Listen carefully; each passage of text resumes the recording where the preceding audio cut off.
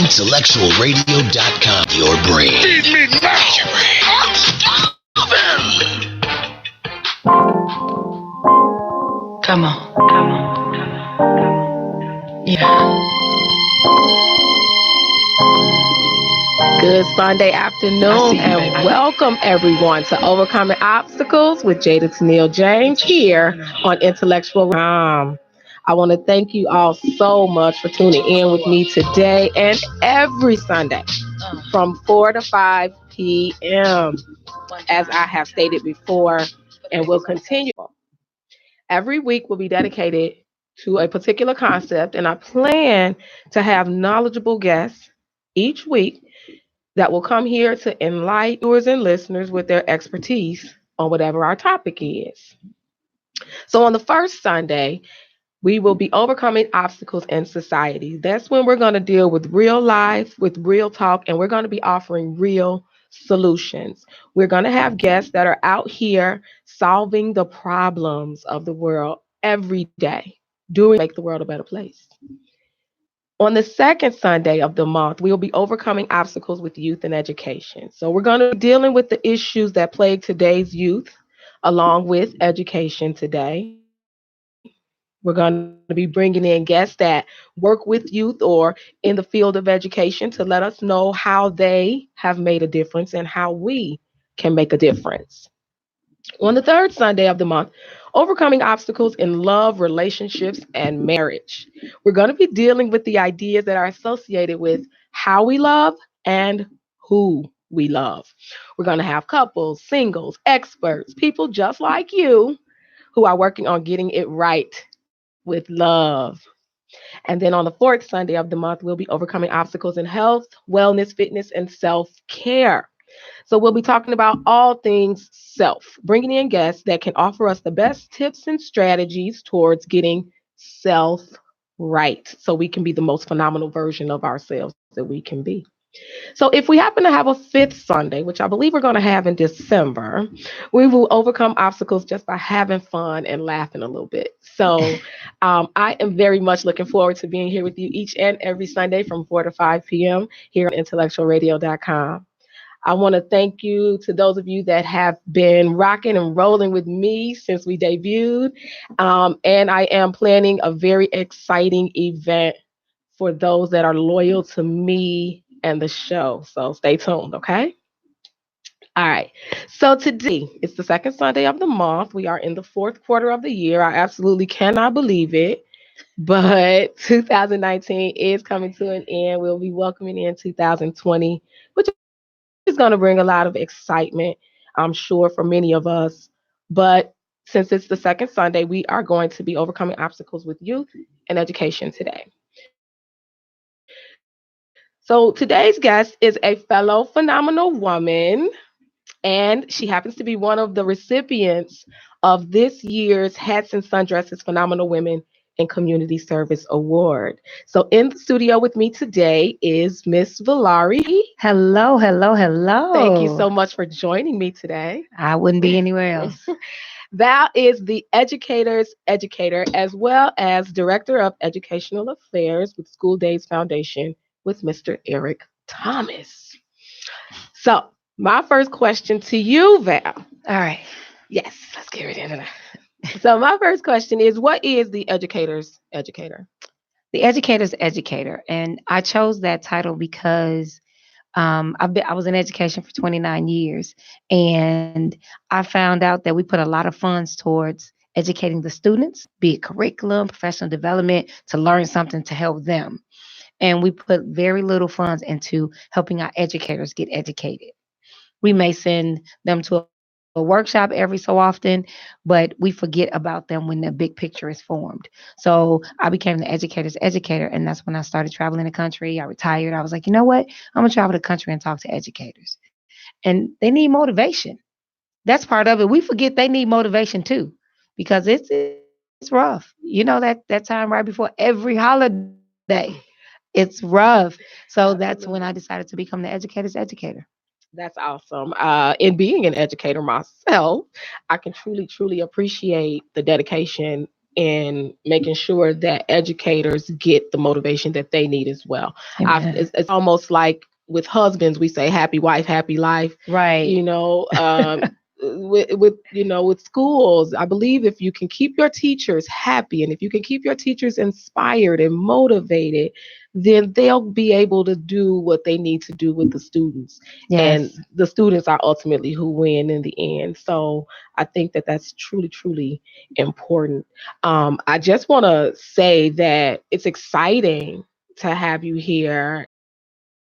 For anyone that joined me last week, we had Miss Felicia Franklin on. That was one of my cousins. Miss Humphrey is also one of my cousins, and I Her just like to favorite say cousin. that phenomenal runs in our DNA. Yes, it So does. don't say, "Oh, she just bringing her family on." But listen, let Mm-mm. me tell you, Qualified. hey, if they can come on and keep you all interested and enlightened and give you some knowledge, then hey, that's just what we do. So give our listeners and viewers a little background on you as an educator, what your education look like. Let's see. I started teaching in Cabrini Green 29 years ago. Um, I didn't I didn't get to Cabrini on purpose. Let me say that. I went to Cabrini because one of my father's friends was a principal in Cabrini Green. And I was like, oh, okay. Well, he said, I can get you a job. Fresh out of college, you want a job. That's what they tell Absolutely. you. It's time to find a job. So he interviewed me and he said he would love to have me at his school, but it was kind of a phone interview. We met at district office, in the city. So it's on Pershing Road in Chicago. And then I was like, okay. So then it was time to go to the school. And they gave me the directions. And I'm like, oh, okay, I'm up north. Clutching my pearls, like, yes, this is going to be Oh, up amazing. north. Okay. Yes. And wow, I was driving and I was like, okay, this is interesting. This looks like the project. So I must have made a wrong turn. I Mhm. figured I made a wrong turn Mhm. somewhere. So I'm driving and then I looked at the address and I'm looking back at the building and I'm like, well, no, this is the address on the paper, Lord. Mm, something ain't right.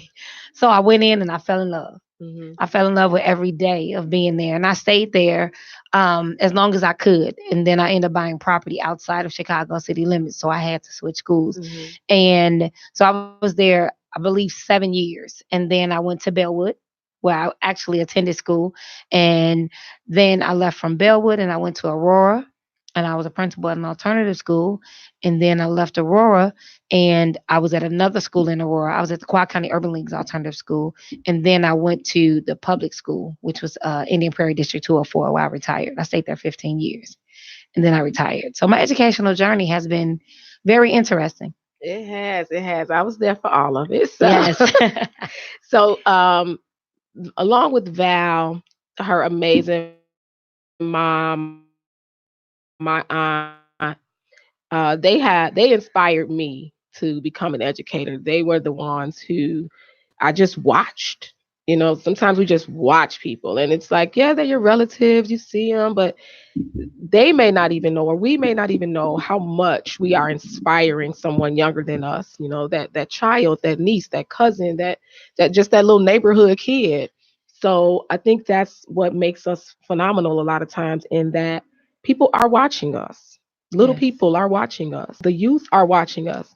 And the things that we do and say inspire them and motivate them to be the adults that they grow to be. So I have to definitely let Val know, in case she never knew before, She's trying to make me cry. how inspirational her and her mom were in Amen. the career that I have now, and being in education for 22 years myself. So now you mentioned slightly twice that you have retired. Amen. Oh, Retired. You all don't know what that word means to educators. You have no idea what that. I am in awe and jealousy of those that have retired. wow. So now that you have retired, you are now sharing your educational experiences on a larger platform. What made you want to do that?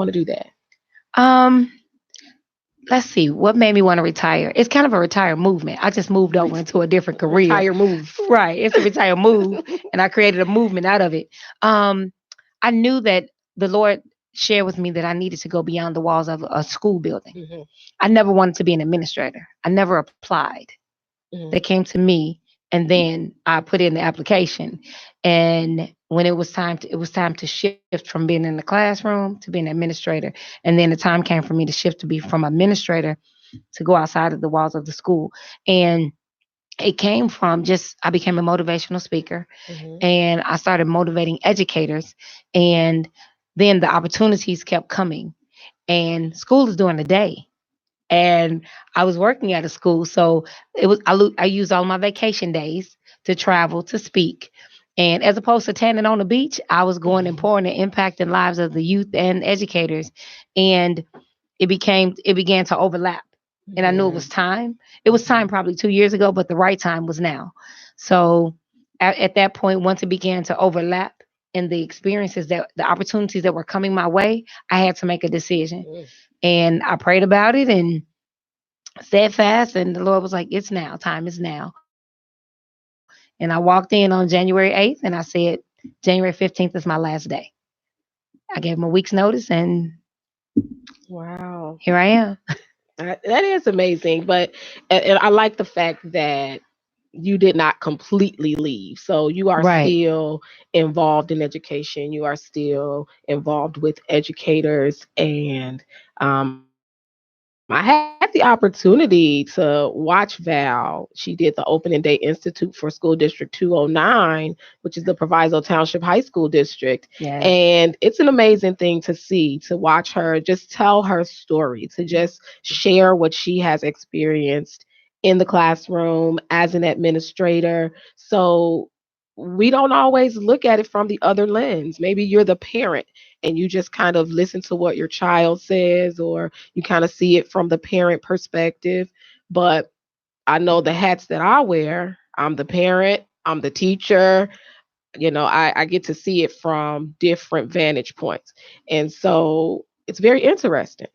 It is very, very interesting to kind of get all those different views on one thing. If you're just looking at one classroom, I see it Yeah. from a parent perspective, I see it from a teacher perspective. I'm not an administrator as of yet, but I kind of get the idea of what administrators in my family, I get the idea of what they have to endure. So it's very interesting for those of you watching, listening, that have children in school. I would I would ask that you definitely take a look at it from the teacher perspective. Definitely get to know your child's teacher. Do not let an entire school year go by and you never go to that school and you never meet that teacher, find out her name, her classroom number, definitely go to the school and get to know who the teacher is, him or her. And so that, because that person is impacting your child, Yes. that person is inspiring your child to be something, to do something. And you want to be a part of what that is, because it could be something absolutely great. And you want to be a part of that. So definitely team up with the teacher at the school, and do not miss those opportunities to conference, to pick up report cards, to volunteer at different events at the school. Don't miss out on those opportunities, because as teachers, we see and we hear all the time, oh well, the parents just don't come out. Don't be that parent. Right. Don't be that parent. So we are here talking today on Overcoming Obstacles with Jayda Tennille James on IntellectualRadio.com. We're talking with Miss VaLarie Humphrey. And in being an educator, I'm also pretty active with our local teacher union.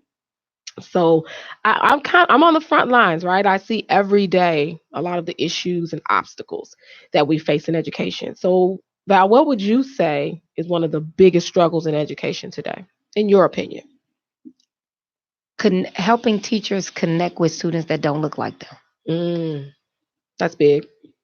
Because I think educators, they know that they bring baggage and experience and exposure to the classroom, but they overlook the fact that students have baggage and they have their exposure, the lack thereof sometimes as well. And I believe that teachers need to take that into consideration. So to remind them to take that in consideration, and also put boots on the ground and get busy to understand the culture of all of your students, Hmm. because they come in the classroom and You may be talking about an airplane trip to California and they've never been on a plane. Hmm. So it's that, as well as connecting with them, connect where they are, wherever they are in their struggle, go in their struggle with them, Hmm. you know. Now, I definitely see that being a struggle for some teachers because they may just not have ever experienced that. So if they have a child in their classroom who maybe doesn't eat dinner at night, and but they just cannot fathom that. They're Not like, at "What all. is that? What do you mean you didn't eat last night? I don't understand." What what would you suggest in with your expertise and with your years in education, like how do we get some of those educators to that point where they can at least wrap their head around the idea so that they can start to relate to those students? Not a shameless plug. Well, buy the book. Flunk out to front office because it's just 50 tips on how to connect with students, but also to create an environment where kids can come and get their needs met. Hmm. So just like one of the tips, one of the things that I talk about is to have a little store inside your classroom, not where they can shop with funds, but where they can shop when there's a need. Just keep Okay. snacks. You can do healthy snacks. You can do protein bars, all kind of things. Just so if they're hungry, they know where to go. Hmm. And you can do different things like that. So I put together, and that's the reason I put together the 50 tips. So it's don't let them flunk out. And connection is greater than correction. If you connect with them, they'll be able to tell you, I'm hungry today, Miss James. I didn't eat. Can I?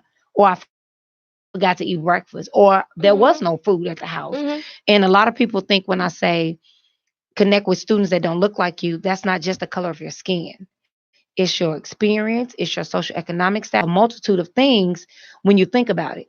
Because even if, we can be the same color, but I was raised in the suburbs, or, came from a two-parent household. Hmm. Both parents had a job, always had food, never knew the struggle.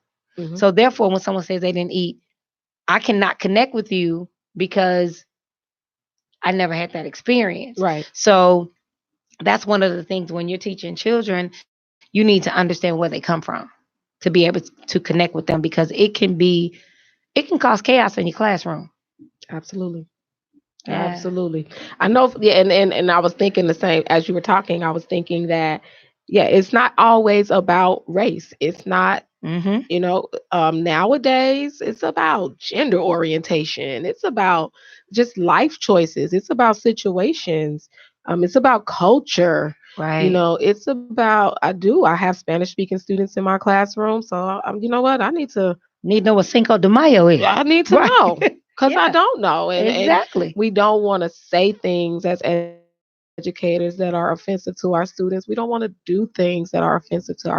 So I think that is truly, truly important when they don't look like you and when they don't come from where you come from. Yep. You have to at least put forth an effort to say, let me figure it out. It's not about talking a certain way or acting a certain way, but just honestly understanding this True. is a different situation than I'm used to. How can I become a little bit more knowledgeable Mm-hmm. so that I can make that connection? Exactly. So wow, I definitely appreciate that in just being an educator and working with children every day. So I do know that you are moving forward in your career as a motivational speaker, but you're also doing some more work with another name many may know. So with all of the issues, obstacles, struggles that we see, you and Mr. Eric Thomas are coming up with a solution. What are you and Mr. Thomas doing to make things a little bit better? So the awesome thing about this, my journey is 2 days after I retired, um, Eric's booking assistant reached out to me. Now tell us a little bit about who Eric Thomas is. I know who Eric Thomas is. You know who Eric Thomas is. And I'm pretty sure a lot of our viewers and listeners know who Eric Thomas is, but just give him a little intro, even All though he's right, not here with us. let's Give him a go. little intro. Eric Thomas is the number one motivational speaker in the world. He is an amazing man that's doing some amazing work beyond. He was an educator. He actually was homeless when he was, I believe he was about 16 when he became homeless, and he dropped out of high school, and he went on to become doctor. Eric Thomas. Through all of his trials and his struggles, he now takes to the stage to motivate, encourage, and educate everyone to the next level. He's done commercials, voiceovers. He talks to the NFL. He talks to corporate, and he goes into schools. And he reached out. Well, I was already in his Breathe University, which is an online community that he has, and I was a part of that. And then I became a part of his speaking program, which is called Game Changers. And Game Changers, while in there, they helped me with my speaking game because I've been speaking since 1999. They just tweaked it. You know how you turn the bass up, bring the treble right? Yeah. They did that, taught me a little bit about the business side of speaking and marketing, the marketing side. And then they took it to a new level. And from applying the things that they taught me, I was able to secure business deals and speaking for over $9,000. And then once I retired, the buzz got in his ear. She's retired. Okay, now what? So his assistant reached out and was like, "When you going? You said you're gonna retire. Did you do it yet?" Yeah, I did that Monday. And she was like, "Okay, it's time." So Mhm. I started in as his volunteer coordinator. So I coordinate his volunteers, and I travel with him when he hosts different conferences. Mhm. And the conferences right now we're doing on tour with the 1% conference. Mhm. 1% of the country are at that success level Mhm. and the mindset. So during the conference, all of the different speakers come together and just pour into the attendees. And then I start being pulled in on the educational side. What a lot of people don't know, he has a philanthropic arm, which is School Days Foundation Okay. with Eric Thomas. So then I became the director of educational affairs, where I was doing different things with the foundation. And then he called and said, "Hey, I want you to, work with me on my new book. I want you to do some things with me for my new book." And the book that's here is called You Ain't the Boss of Me. So what do? We go into schools and do different things. We work with the students, we work with the staff, we work with the administrators as well. We do professional development, we do assemblies. We basically help them connect with the students. Okay. And one of our new projects is called You Ain't the Boss of Me, which Eric wrote on a plane. That's his best office, I guess you would say. His office is in the air. He's closer That's a to the busy man of God, man. That's a right? busy man. So he produced this awesome book called You Ain't the Boss of Me, but it's built around the DISC assessment. And the DISC assessment was created in 1940. And the guy that created DISC assessment also created Wonder Woman, Wonder Woman. But he also created the lie detector test. So when he put together this test, what it does is that it allows you to see trends and patterns in your behavior style. Mhm. And so what the book does is it kind of puts it in cartoon form where you get to see the behavior styles. But what happens is you're looking at the children are looking at it and they're in the classroom, and it makes it easy for them to see their behavior styles and who they are most likely, who they feel. I'm feeling that person. Mhm. So you have the DIS, the D, the I, the S, and the C. So once Eric put the book together, we're able to have a curriculum that can go into the classrooms. So each character, you have Dave, you have Iggy, you have Sydney, and you have Courtney, and they all go with the D, the I, the S, the C, Mhm. but they can relate to them. And me, I'm Iggy. So I can talk all day long. I have a ball. I'm very influential. I love talking to people, and that's Iggy. So the next thing is to come out with the line where Dave will have his own book, Iggy will have his own book, Okay. Sydney, and then Courtney. But this will be in the classroom. It come with curriculum, words, a word wall, all those things that you can Okay. do and connect it so a kid can see that I can be successful, even though the teacher keeps telling me to be quiet because Mhm. I'm a social butterfly. I'm an I. I love communicating with people. But then you have been in a class that person that asks all those questions. They Oh ask yeah. 96 questions. You sitting with you stuff asking questions. They Absolutely. need to know. Yeah. That is that C. That's that cautious person. They don't want to make any mistakes. They're going to measure twice and cut once. Mhm. We're going to cut twice and measure once. Because the first time we didn't measure, we just cut. Mhm. Oh, it looked like you're right. It's right. We Mhm. cut. So what this does is allow an educator to figure out what students they have in their classrooms, and you know how to channel that energy. So if you Mhm. know that there's someone in your class that's a D, they're more the visionary. So what you do, you give them a task in class where they can use that energy in the right direction. The I, they may need to do announcements, even if you have to make the announcements up, Mhm. and let the S be supportive, pass out papers and do different things in your classroom. And the C, make sure that the details are there. Some people don't have to have bullet points. But when you're talking to a C, they need bullet points and sentences. They Mhm. need the whole gamut and a video. Mhm. They want it all because that's how their brain is wired. So if you know Mhm. that in your classroom, when you're putting people together in a group, you know how to group them as well. You don't have to wait 3 months in to know that, okay, Jackie, Kathy, and Val cannot sit together. They will talk the Right. whole Right. time. Mhm. This will shut that down. But you can have a positive way of knowing that they're all Iggies. Let's do it. Let me put a DIS and a C in a group together. Right. They'll get the To job get the done. whole job done. Yeah. Exactly. So that's what we're doing together. But we're traveling the country and some amazing things are coming down the pipeline. But if you want to grab your personal copy of You Ain't the Boss of Me, it is School Days Foundation with ET. And it's only $34.99 right now. Okay. And then we're connecting with different schools. We have schools in California, across the country, where they're buying sets Mhm. and also the curriculum that comes with it. So they're able to go into the classroom and do some amazing work. Mhm. Now, there are disc assessments that go, college students can take them and different levels. So we Mhm. have the youth, and then we have some for the college students and adults as well. It really had me looking in the mirror. Yeah. Right. So that disc assessment is deep, but the book is amazing, and it just allows you to get to know, identify with the character.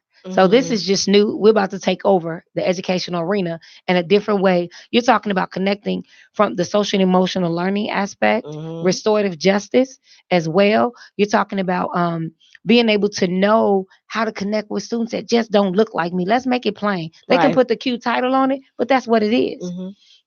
Culturally responsive teaching. We can say that, or connecting with students that don't look like you. Right. So this is the end all be all. This is the triple play. This is the triple double, if you will. Everything you need is right here because I can see the different type of students and I can give them a task. But one thing that's awesome is in the back of the book. Once you've gotten through the story and you get the storyline, then you can see the different type of jobs that you can have, being that with that Wow. dominant characteristic. Okay. I'm an I. It says an I will be a great coach. Mm. Really? Right. And I coached cheerleading years ago, Right. years ago. And now I'm a speaker's coach. Right. So it's just right there. And this assessment was created in 1940. It's Right. been around. That's the exposure piece. I didn't know about the DISC assessment until I became a part of Eric Thomas's Breathe University. Okay. Yeah. So that's I'm my journey excited. I right want to now. launch it in my classroom. I want to I'm do it. for it.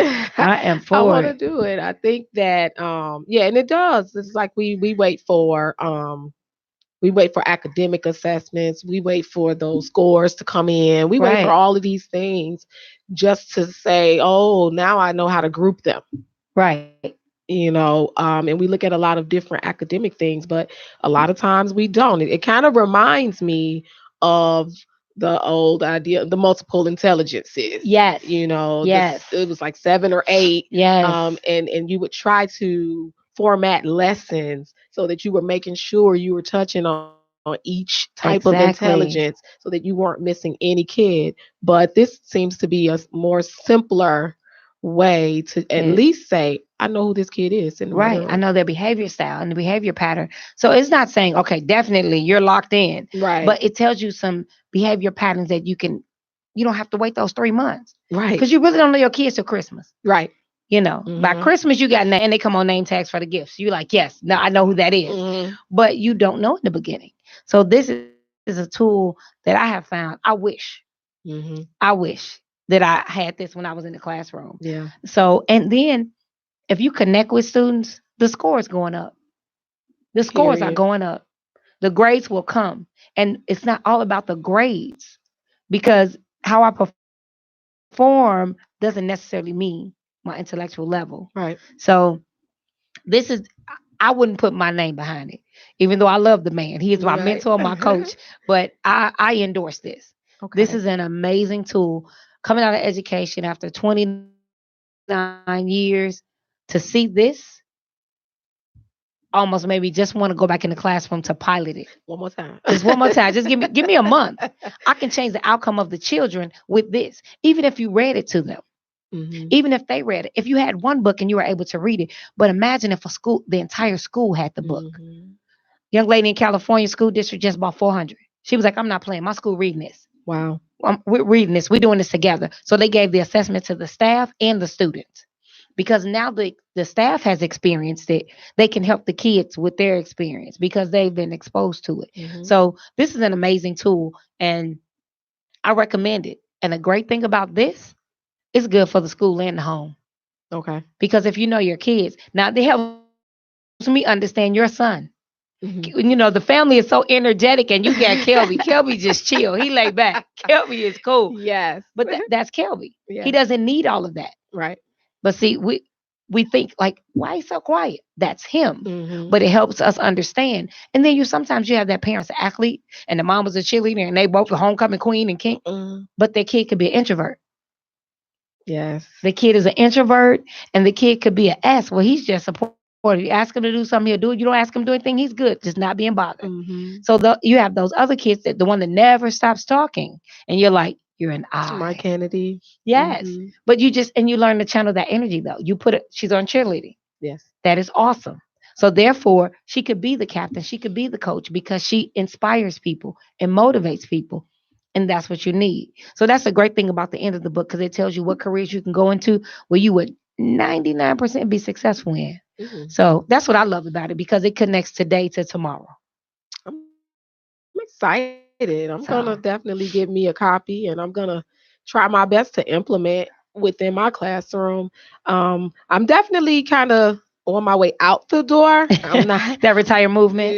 Yes, I'm working towards that, but it's still exciting though to have new things Yes. and to have new ways to reach children and discover who they are because we look at them and yeah, they're 7 and they turn 8 with me in second grade, but they are developing their personalities. They are little people, Yes. and it's almost like, let me at least talk to you. Right. Let me That's my talk to little you. tomorrow.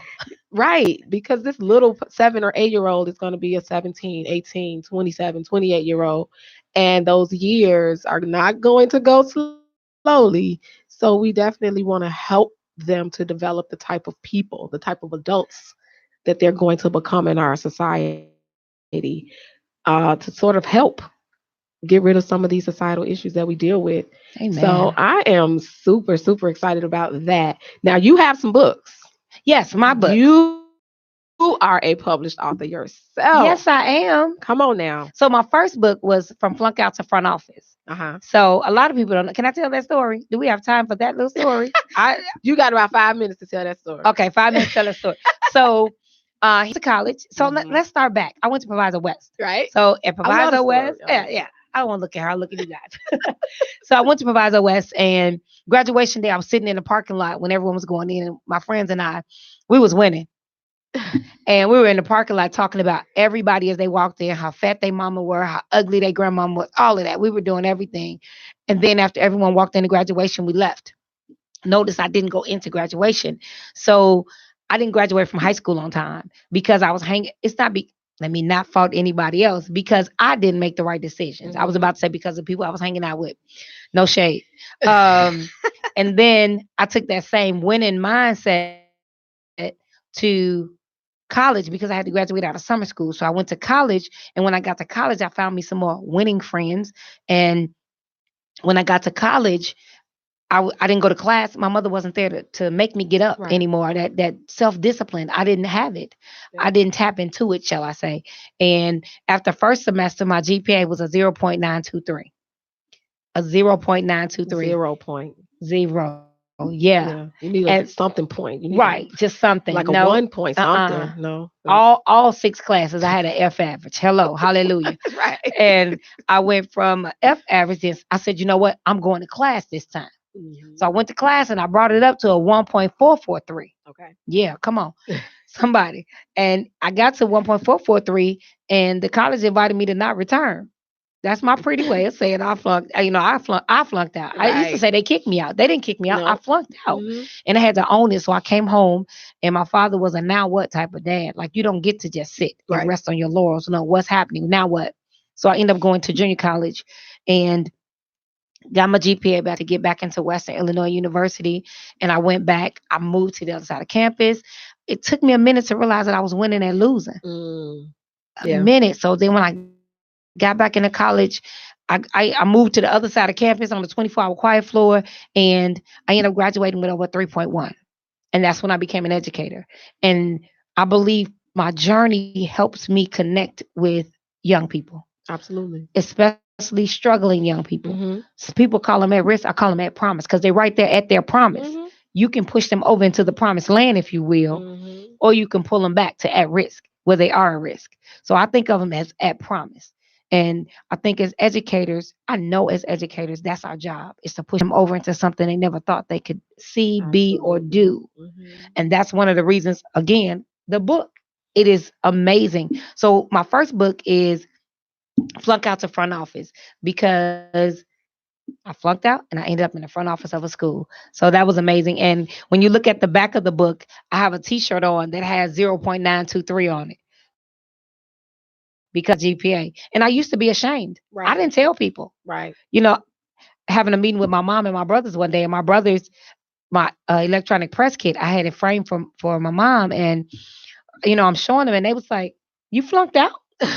I was like, "Stop it!" Like my brothers really did not know I flunked out of No. school. No. And really, so I wouldn't tell people, and especially being in my position where I was a principal. Right. I was a principal of a school, educators, education. I'm not telling you I flunked out. Right. And You feel like you lose credibility right, at some point. first African American administrator in the building. I'm not telling all these folks. I'm not telling anybody. Right. And then one day in a session with Eric Thomas, he said, "Why not?" I said, Mm-hmm. "Well, I gave him all the reasons." He was like, "But why not? Everyone in that building has made a mistake. Why hide yours? If you can be authentic with them, that helps them see you as a real person." Yeah. And it opened doors. I promise you, it really opened doors. I watched And it. because of him saying that to me that day, that's when I started saying it. That's when I wrote my book. That's when I wore it on my chest. That's when my life changed because of what he said to me that day. Mm-hmm. That day, my life has truly turned and been phenomenal since that day. My second book I wrote is called Wow because of my foundation, True Eagle Beauty. I work with young girls. So it's called Wow. It's words of wisdom for our little sister. It's written by myself and a compilation of my friends and family members. You're in here. Yeah. So everyone gave advice to the young girls on self. Self, so the S is self love, the E is education, the L is love, and the F is family. So, and then under everyone's advice, they put their age and their first name. So it's just advice from the people I surround myself with. And the awesome thing about this book is that the youngest person in here is 19. Her advice is a page and a half. Mm-hmm. The oldest person, almost 2 pages. The oldest person in the book is 100 years old. Hers is a less than half of a page. She's like, we don't have time for all that. Life is short. Let's go. Yeah. You don't have to have all Yeah. that extra. So that's amazing. And my third book is what I mentioned earlier. Don't let them flunk out because I flunked out. And I believe that someone along the way when I was in high school could have stopped me from not Mm-hmm. graduating on time. I actually had an educator, Miss Tibbet, told me I would never be nothing. Mm-hmm. When I became an educator, I sent her a copy of my first check. Mm. I did. I don't know if that was petty or professional or just professionally petty. I don't It was know. professionally petty. Okay, But cool. that's cool though. Right. So, but don't let them flunk out because as educators, we have those kids where they just work your nerves. Yes. Work Yes. your last nerve. They might be a C or they might be a I, but they work your last nerve and you have to figure out how to channel that energy. Yeah. I didn't meet my person until junior year in college. Mm-hmm. The teacher changed my life. She changed my life. But as educators nowadays, it's very easy to just go, you know what, you just gonna flunk my class Yeah. and you let them go. But because I connected, I still talk to some of my students to this day. I've been in Absolutely. delivery rooms, I've been at funeral homes when their parents died, I've been there for a lot of things. I took one into my home. Mm-hmm. That's how my son became my son. And a lot of people don't realize that it's so important that what you pour into kids will grow. The seeds we plant. They will grow. The seeds we plant. Oh Yes, my gosh. I mean, we could definitely sit here for another hour and talk. But exactly. I just want to thank you for joining Oh, me we're done? today. We are pretty much almost. I thought we had like another 30, 40 minutes or so. It gets like that. It gets Okay. like that. So listen, Yeah.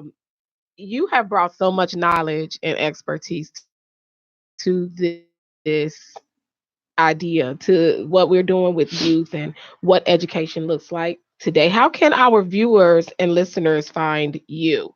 what are your social media handles? What's going on? My media team might be upset with me. Okay.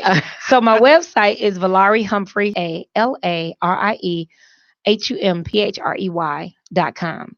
My on Facebook, it is Val Speaks Live. Instagram, it is VaLarie_Humphrey. So it's VALA_Humphrey. Humphrey.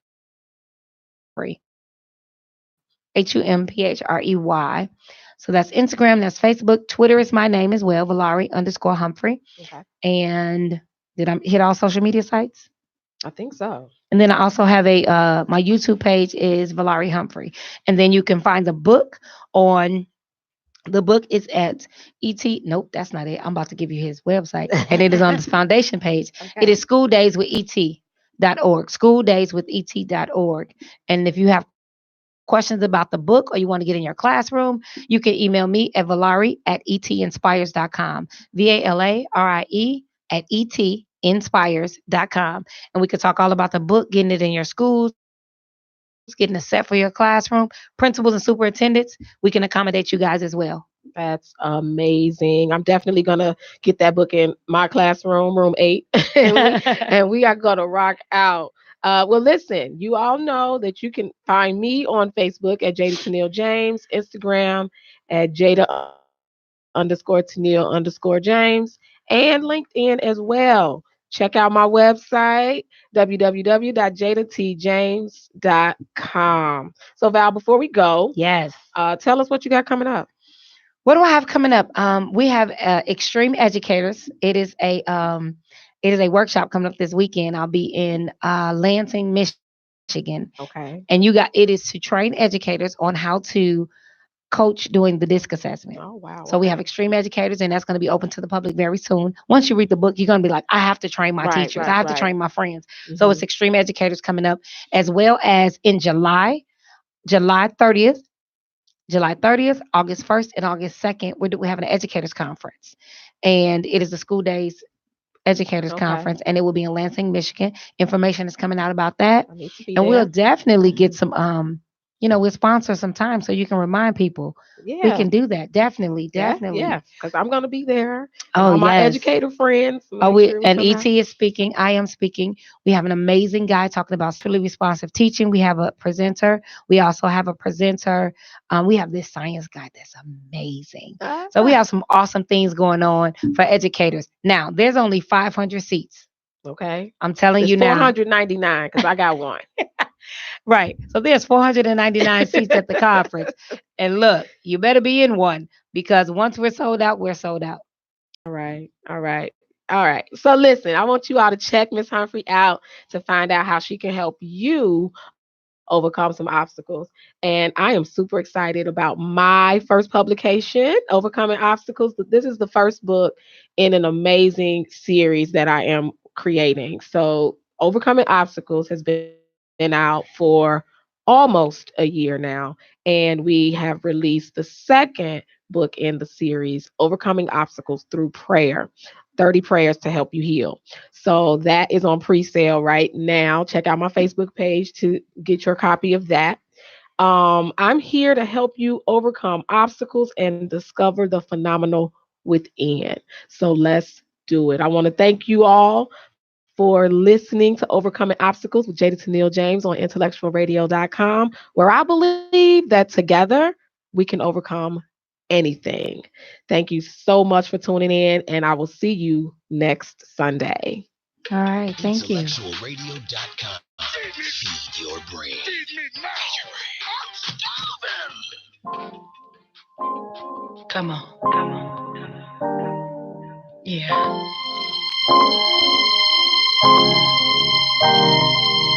I see you, baby. Get your shine on.